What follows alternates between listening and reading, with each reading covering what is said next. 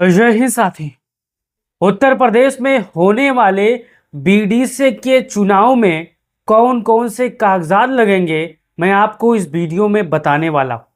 जितने भी साथी पहली बार बीडीसी का चुनाव यानी क्षेत्र पंचायत का चुनाव लड़ने जा रहे हैं, वो ये वीडियो जरूर देखें। और फेसबुक पर पहली बार आए हो तो पेज को फॉलो कर लो, यूट्यूब पर आए हो तो चैनल को सब्सक्राइब कर लो।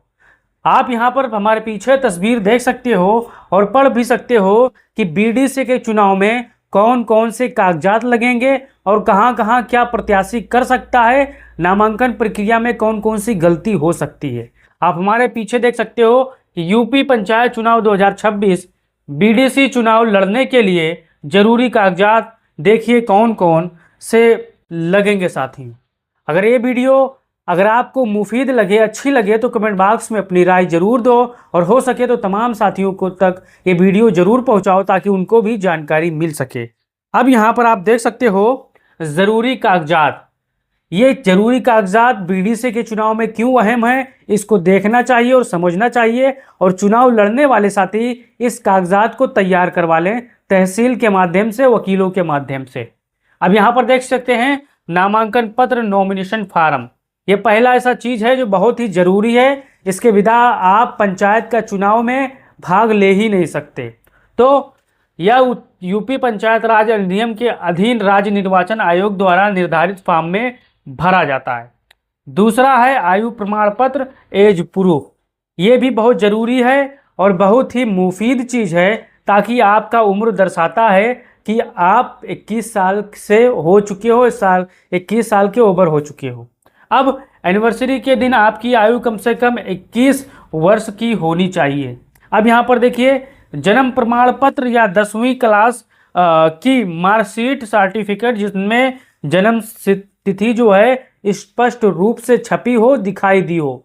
अब एक चीज को आपको और समझना है, आपका आधार कार्ड में, जन्म प्रमाण पत्र में और 10वीं की मार्कशीट में एक ही जन्म तिथि होना चाहिए। जैसे कि मान के चलिए अगर आपका जन्म प्रमाण पत्र में कोई और तारीख है और आपका 10वीं की क्लास में कोई और तारीख है और आप फिर मार्क जो सर्टिफिकेट होता है उसमें कोई और है, तो आप पंचायत के चुनाव में हो सकता है आपका पर्चा खारिज हो जाए। इस चीज़ को आपको समझना है साथियों। अब यहाँ पर देखिए प्रस्तावक का मतदाता प्रमाण पत्र। अब जब चुनाव आप लड़ने जा रहे हो तो आपके पीछे एक प्रस्तावक का होना बहुत ही जरूरी है। ये साथियों को समझना है। प्रस्तावक ये सिद्ध करता है कि हाँ ये हमारे गांव में रहता है और मैं इसके प्रस्तावक बनने के लिए तैयार हो चुका हूँ। अब समझिए आप जो आपका प्रस्तावक होगा उसके पास कौन कौन सा कागज होगा। प्रस्तावक का मतदाता प्रमाण पत्र, यहाँ पर वोटर आईडी, आपके नामांकन का प्रस्तावक प्रस्ताव करने वाला मतदाता की मतदाता सूची की छाया प्रति होनी चाहिए। यानी आपको यह सिद्ध करना है कि जो आपका प्रस्तावक होगा, जो आपका सहयोगी होगा, वो भी आपके ग्राम सभा का, आपके क्षेत्र पंचायत सदस्य का वो वोटर होना चाहिए। अब पांचवा आप देखिए जमानत राशि, जमा रसीद, डिपॉजिट रसीद, ट्रेजरी चालान। ये भी बहुत ही अहम होता है। इसके बिना बहुत से ऐसे साथियों का पर्चा खारिज हो जाता है।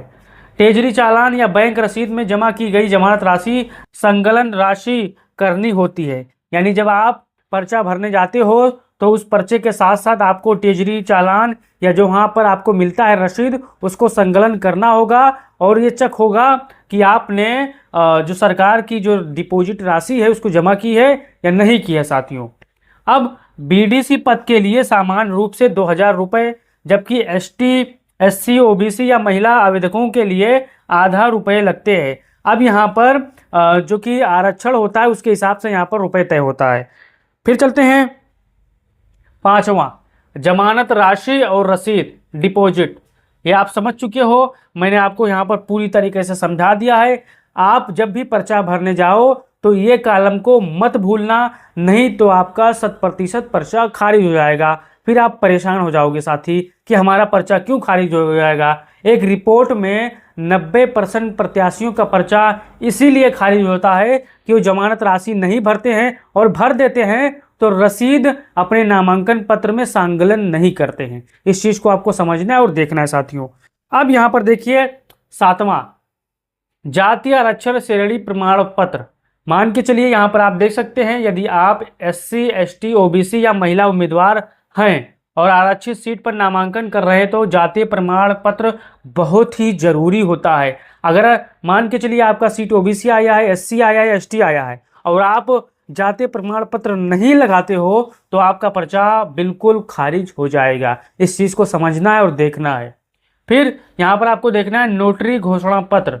यहाँ पर आरक्षित सीटों के लिए जाति, निवास, महिला आरक्षण आदि के संबंध में मानक प्रारूप पर लिखित घोषणा आमतौर पर प्रारूप बा या प्रारूप आ प्लस होता है। ये फॉर्म आपको जो आपके वकील हैं वो सबमिट कर देंगे, भर देंगे। आपको वकील से मिलना पड़ेगा इस चीज़ को लेकर साथियों आपको।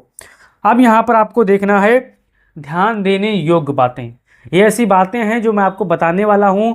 पूरे यूट्यूब पर, पूरे फेसबुक पर आपको ये बातें कोई नहीं बताएगा, मैं दावे के साथ कह रहा हूँ, क्योंकि मैं आपको ऐसी जानकारी दे रहा हूँ जो आपको ये वकील जानकारी देते हैं, जो मजबूती के साथ जो आपका वकील साथी होता है वो आपको ये चीज़ बताना है। बाकी कोई यूट्यूबर ये आपको जानकारी नहीं देगा इतनी विस्तार से कि नामांकन फार्म में कौन कौन कागज़ लगते हैं, क्या क्या गलतियाँ कर सकते हो, क्या क्या नहीं कर सकते हो। इस चीज़ को मैं आपको बताने वाला हूँ। नामांकन पत्र की जांच की तारीख, नाम वापसी की अंतिम तिथि और चुनाव चिन्ह आवंटन की प्रक्रिया हर निर्वाचन में सरकारी अधिसूचना नोटिफिकेशन द्वारा घोषित की जाती है। जैसे कि हाल के उपचुनाव में फरवरी 2025 में 8 से 11 तारीखों की यह प्रक्रिया पूरी हुई थी। यानी आप समझिए एससी, एसटी, ओबीसी या महिला आवेदक जमानत राशि का 50% ही देते हैं। अगर आप एससी हो, एसटी हो, ओबीसी हो या महिला उम्मीदवार हो तो मान के चलिए आप जमानत राशि 1000 रुपये है तो आपको आधा यानी 500 रुपये यहाँ पर आपको जमा करना होगा। अगर सीटें आरक्षित होती है तो, अगर सीटें समान है तो जितनी जमानत राशि चुनाव आयोग द्वारा निर्धारित है उसी को आपको जमा करना होगा। ये आपको समझना है भाइयों। अब मतदाता सूची की प्रमाणित प्रति संकलन करना आवश्यक होता है। मतदाता सूची में आपको देखना है कि आप जो बीडीसी का चुनाव लड़ने जा रहे हो उस गांव में उस मतदाता सूची में आपका नाम है कि नहीं है, उसको कॉलम कर देना है, चाहे हरे स्केच से चाहे सफ़ेद स्केच से। वहाँ पर आप तब फिर आपको दर्शाता है कि हाँ ये आपके गांव के निवासी हो। अब यहाँ पर आप देखना है मैंने एक चार्ट बना दिया है आपको समझाने के लिए, समझने के लिए। इस चीज़ को आपको मोबाइल में स्क्रीनशॉट ले लेना है और अपने वकील से भी इस बारे में पूछना है कि जो मैं बता रहा हूँ ये सही है या गलत है। इस चीज़ को आप अपने वकीलों के माध्यम से ज़रूर पूछिएगा। आप यहाँ पर स्क्रीनशॉट ले सकते हो, मैंने हट गए। अब यहाँ पर आप देखना है कागज़ विवरण। नामांकन पत्र पहले नंबर पर हो गया, इसके बिना आप चुनाव नहीं लड़ सकते। जन्म प्रमाण पत्र ये भी बहुत ही जरूरी होता है, जन्म तिथि इसमें स्पष्ट होती है।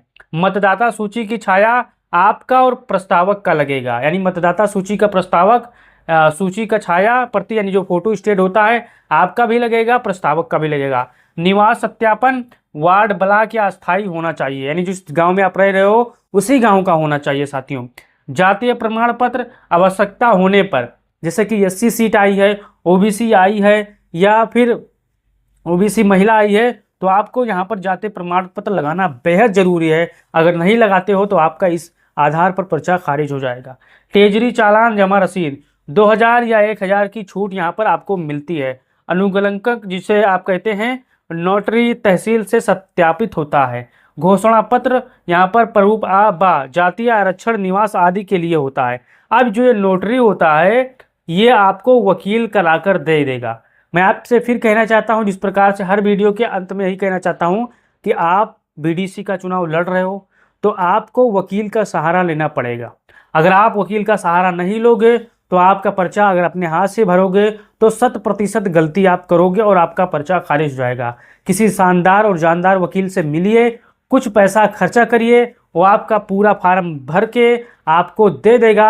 आप जाकर नामांकन स्थल पर नामांकन कर सकते हो साथियों। अब बताओ आपको वीडियो समझ में आई या नहीं आई है, आपके क्या सवाल है वो हमें कमेंट बॉक्स में पूछ सकते हो। और इस वीडियो को इतना फैलाओ जो साथी बीडीसी का चुनाव लड़ने जा रहे हो, लड़ने की तैयारी कर रहे हो पूरे उत्तर प्रदेश में, ताकि उन पर ये वीडियो पहुंच सके। जो साथी खोज रहे हैं उनको भी यूट्यूब से गुजारिश करूंगा कि यूट्यूब इस वीडियो को तमाम साथियों तक भेजियो, ताकि जो बीडीसी का चुनाव लड़ने वाले हैं उनको पता चल जाए कि ये कागज़ लगेंगे, ये गलतियां हमें नहीं करनी है साथियों। तो चैनल को आपको दबा के सब्सक्राइब करना है और अपने साथियों तक भेजना है। जय हिंद भाइयों।